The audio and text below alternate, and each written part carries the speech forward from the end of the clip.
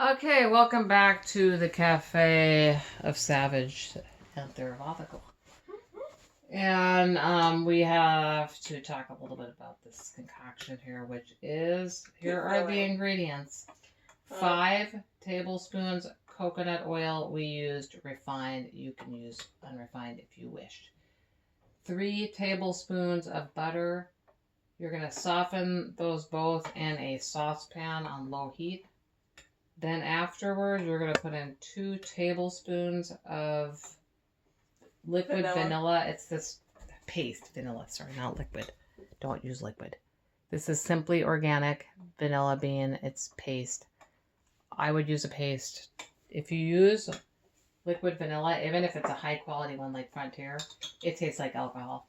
So I wouldn't do it. You got to use so much icing to get around that. We didn't use that much more icing. But I'm going to use a 1/4 cup of this. 4 elephants coconut palm sugar, and 4 teaspoons of cinnamon. Yes. And so when you're mixing this stuff into this pan, you're going to want to kind of get that consistency of that sugar. What did you call it? You want it all dissolved together, but what I was talking about before was that when you roll it out and put this on the dough, you're going to want it not sliding everywhere off the dough. You're going to want to wait till it starts to get a pudding consistency. You can see it's starting to form like that.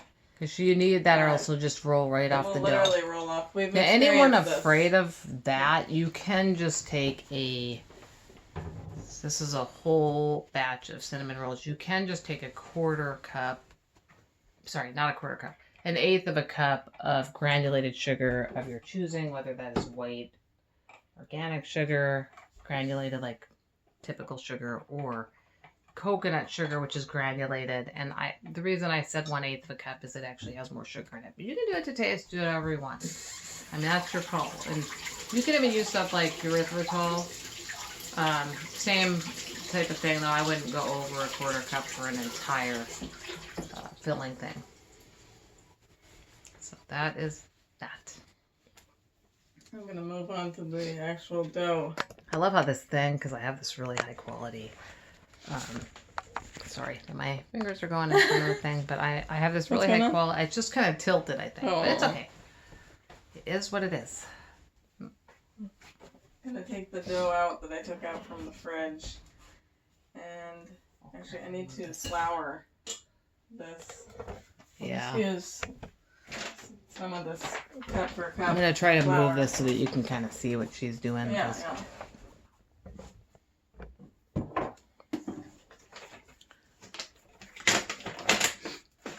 Oh, what I would have given way back to actually have somebody do a video that would have helped. But part of the problem was I didn't want to use xanthan gum and binders, and that's a fair thing to not want to do, but you may never enjoy anything. Because the egg only goes so far. You know, and I haven't tried some other things, but honestly, I think for making something be like glutinous, it does actually have to have some binders in it. At least needs tapioca starch, potato starch, that type of thing, you know. And I honestly just don't think it can be done without xanthan gum or minimally at least psyllium husk. And I have not given that a whirl yet. Psyllium husk. I will, but it will be 1/4 of this dough amount because it's so expensive. Dough from gluten-free dough. I want to test it with a whole batch. It's the reason why we're like, 50% butter. Oh, not 50 anymore. 60% coconut oil and 40% butter, because it's that expensive. This dough. The cost of the butter is nothing, even though we get expensive butter because we're getting like goat's butter, you know, it's more expensive. It's lovely to have this type of diet. Like I've had people tell me it's faddish, and it's like, no, it's not. It's mandatory if you've got celiac disease or severe weak gluten intolerance, or even weak gluten intolerance. These people. But even if my diet were a fad that I was into, so what? It's our choice to do it. Yeah.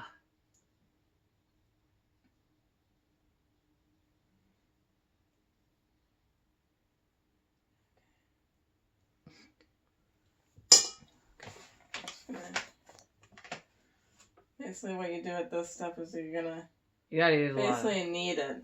You gotta use flour in the same sort of way that when you're working with dough. A lot of times you do. So that's not necessarily a peculiarity to gluten-free dough, because it's been years, but I've worked with gluten, and you still, if the dough gets wet, you still have to use flour on it. Probably won't have to use a ton on this because this dough is not as sticky as like if you go more exact to her. Yeah, if you use like the recipe that we'll be describing on here at some point, and you can find you can find the basic recipe because it's not the same as ours on Let Them Eat Gluten-Free Cake. You can find that there on Kim's channel, and you'll see that her stuff's a lot more like sticky, and it's because she's using a different flour. And my position is that this flour is actually pretty good. It is. Honestly, I think it's really nice to have a flour that you can just grab from the store. It is nice because it makes it easier. It's exhausting. It can be harder to continuously make flour blends. It can. Like, just making the blend. At times I've been like, I guess we can make up the blend tonight. And that's all we do, is make up the blend, because it's that exhausting. I'm not telling you, I have extreme fatigue, so, you may not. And this may actually be exciting to you to get into the kitchen and mix up flours. Like, I actually mean that. Like, some people really, when I used to like to bake, it wasn't tiring to me. But now it's a mandatory, it's a requirement that I get in and do this stuff, unless I just don't want anything that's enjoyable.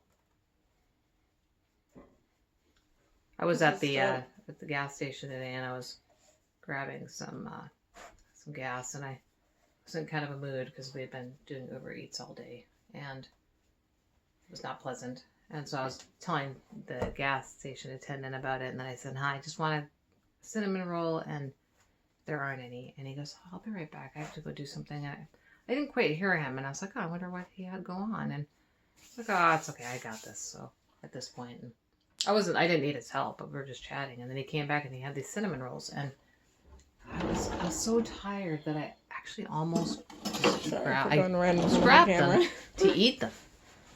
And then I was like, "Oh, are these gluten-free?" And he goes, "Oh, I don't think they are."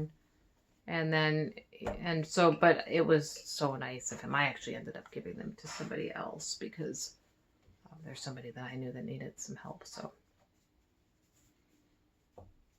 but yeah, I wanted those, man.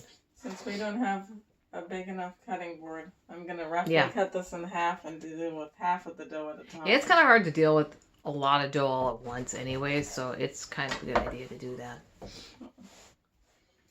So I'm going to set this part back in here, and I'm gonna put that part back in the fridge while I'm. Yeah, one reason a lot of people probably like to work with regular sugar, I mean, other than they probably never thought of this, is because, and it can be more expensive. I don't think it is, though, because one bottle lasts a long time. But one reason people probably do not like to work with that type of sugar is it gets more runny and also can solidify. And so when you put it onto the dough, it can actually run off. But I'm trying to think if there's a way to. You might be able to use some, like, a little tiny bit of cornstarch or tapioca starch in the filling to kind of make it not do that. Because I was thinking, like, confectionery sugar often has cornstarch in it. But an easy way around that is to just use 1/8 of a cup of granulated sugar in your filling. It will work. I just don't like a lot of sugar, and I think it still might have a little bit more than this does to use 50% granulated sugar. It very well might. I think it might. Well, it looks like it's okay in terms of its consistency. Yeah, I was just taking a look at the. You're used to looking at it. Okay, so we'll let you It's kind of like. You can kind of see that's kind of the consistency you're gonna look for. For. Me of Caro's syrup. The dough is cold, So it's gonna solidify more once it hits the dough. Yeah. I'm gonna start by rolling this out now. I kind of shaped it into a rectangle because I'm working with a certain cutting board space. So I'm gonna just start rolling. And I want to show some of this on the camera because it actually. Do you need me to hold that in place? No, it's fine. I'm just pressing too much. Cutting board will move if I press it.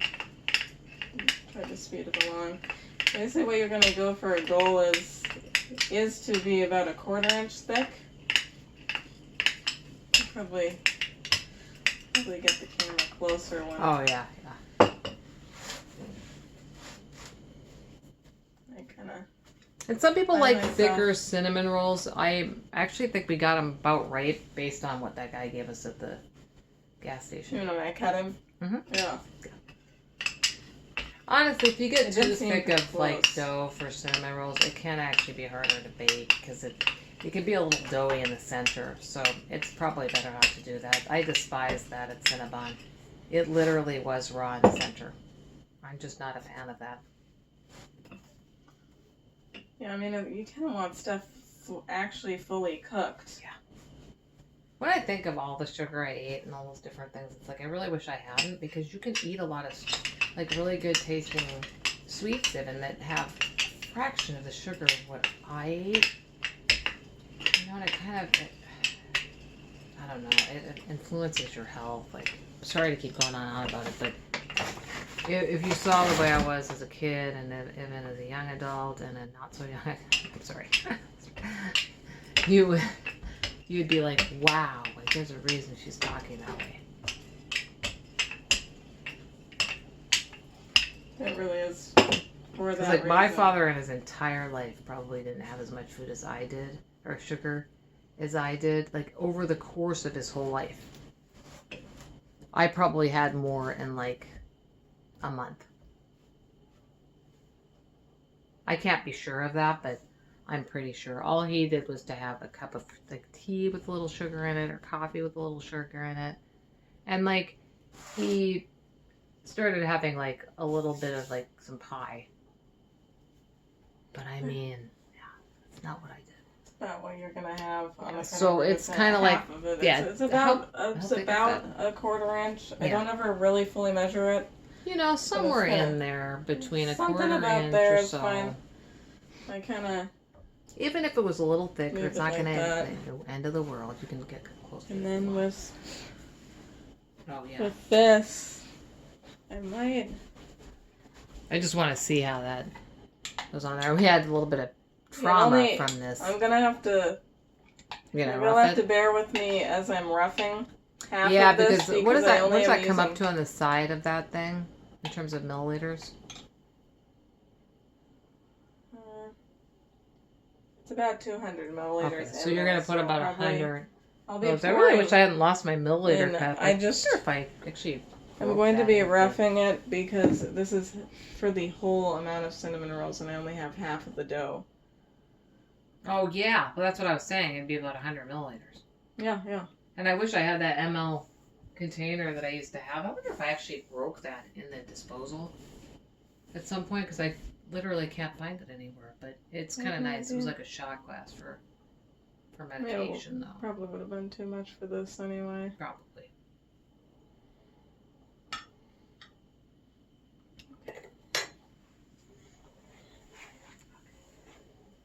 I'm gonna start by pouring this.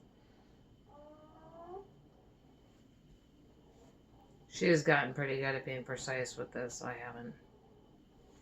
It's from making she made a lot of pad thai. And cookies. Yeah, you can actually split this in half, like in 2 separate containers. I just didn't, so yeah. I'm now doing it this way. No, what I do, and this turned out the way I was hoping it would, is just spread it out. And you're going to want to get it, at least I follow what I've seen in other recipes, about roughly 1/2 inch from the... I was going to say it's about 1/2 inch. From the edges since I roll it this way, I tend to try to get it closer to these outer edges because then there'll be no cinnamon roll, like filling in the end cinnamon rolls otherwise.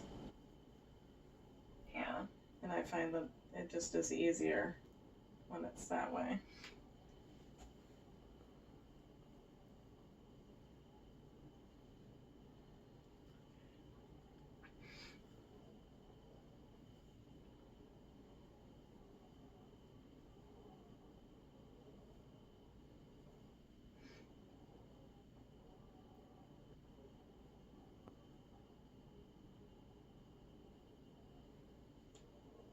The last one, when did it start to go out the sides? Was it when you were rolling it, Sarah? Yeah, that was one time we did this. The first time we did this as a full batch, which was kind of accidental. I put this on, and I put it on too soon. Like, I didn't let it solidify. So when I started rolling it, it just started going everywhere.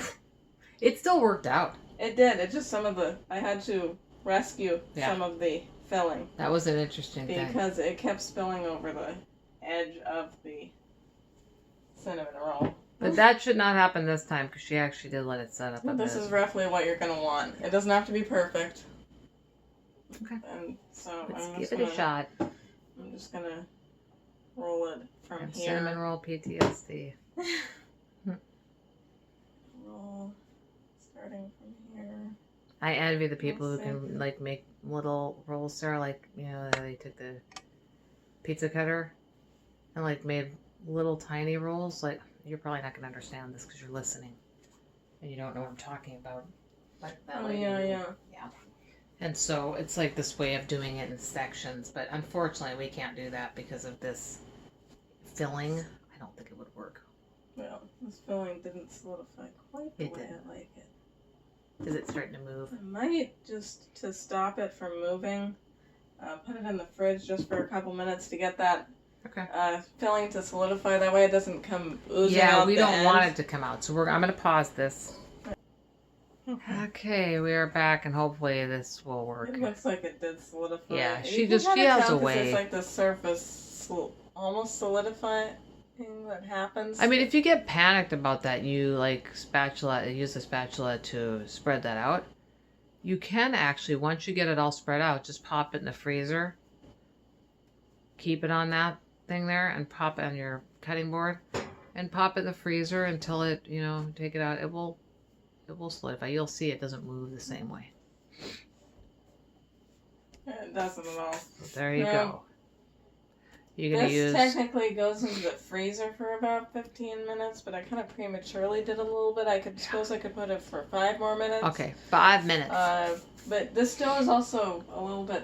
I could probably cut it. Yeah. As it stands because the dough's a bit denser. But I'm gonna do it just. So important to note.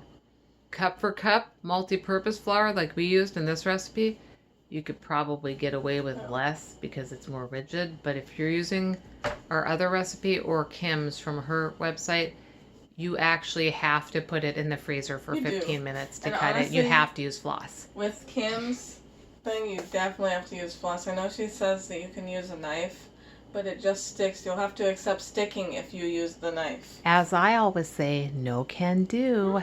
What she's saying, with you can't. This, I'll probably try seeing if I can cut one of the slices with a knife, but I'll probably do the floss method just to show you what it's like. Yeah, because we wish we had known. It took me a little bit to understand what she meant. Not because she didn't explain it. She did. It's just my mind couldn't comprehend it at first. And despite that I'm a potter and I work in a similar way, and that Sarah's a potter, and that she works in a similar way with the wire cutter. That's actually what made me realize finally. Yeah, she got it. But I was like, I have no idea how to do it. Okay. Now to pause this again until 5 more minutes. We are back. And the dough is cold. We have to floss it now. I just have to get the big floss because I didn't get that ahead of time. Very cold. Has frostbite.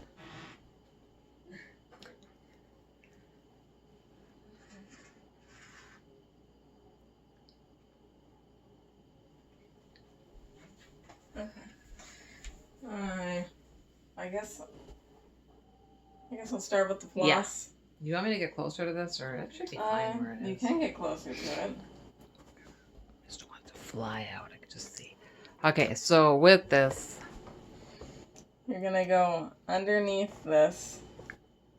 And I usually go, I think that's like somewhere between 1/2 and 2 inches. I never really measure. Yeah, that's probably, I'm trying to think here. It's definitely over an inch. Yeah, it's probably over an inch. It's slightly it's over kind an of, inch. even with this, I just want to let you know, like, it's you kind don't of have to be that up to you. I could. You basically cross like that, mm-hmm. and then you pull. And actually, I do need to get a thing to put these on. I maybe will just grab something to measure how thick that is, because I can. So oh, yeah. I thought I'd try... If I can ever find mine. I thought I'd try seeing if I could cut this with a knife. One second. I'm going to pause this for 1 second. Okay, so we're going to do a quick measurement. Foolish. It's really it's about 3/4 of an inch. So, somewhere in there, I guess, you're going to want it bigger than 1/2 inch, but, well, I thought, it's somewhere, 3/4 inch is good. I'm going to try cutting this with a knife. Just to give it a shot. Should I try a steak knife, or this knife is okay? She said serrated, so you may want I'm going to actually grab the proper knife. It's because it kind of bites into it. I mean, the reason she uses floss is because it kind of acts like that. In a way, it's kind of like when you floss, like... I'm gonna just do a similar size. So with this dough, that actually seems to work. Yeah. So if you use cup for cup, you don't have to worry about that. Yeah. And you want to do that a couple more times with the knife, and then maybe a couple more times with the floss, just in case somebody needs to use it. Because with her dough, you will not be using a knife. Now, maybe what she did is put it into the freezer until it really hardened up. Okay, it could be that her freezer is a bit colder than ours. It's hard to say. And then one other thing is that we use like Mount Capra non-fat milk, and even when we were using whey, it was Mount Capra non-fat, or not non-fat, just whey. Whey protein. So hers is whey protein isolate, and it's cows. So it's possible that that's the difference. It's possible. It's definitely. So it's crossing over again, so you can, get that to cut. And like, it's more important with her dough or doughs that are softer.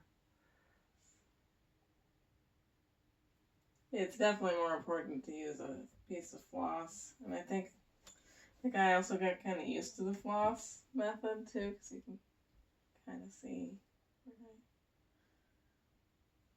Kind of just do it. Yeah. She got used to this pretty fast, actually. Once I understood the method. Yeah, which I don't understand how I didn't say something, primarily because, well, I've been doing ceramics since I was a kid, and I've used wire cutters for a long time.